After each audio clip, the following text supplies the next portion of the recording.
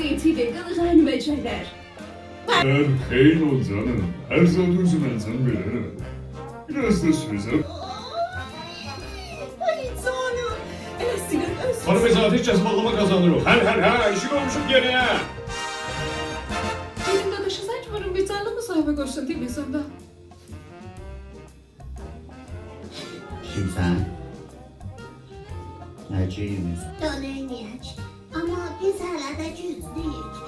Ana jiri də Dayanın görün. Haydi siz. eləsin. Ana sizi gözləyir. Süper qəhrəmanlara oxşayırdılar. İdmansız değil.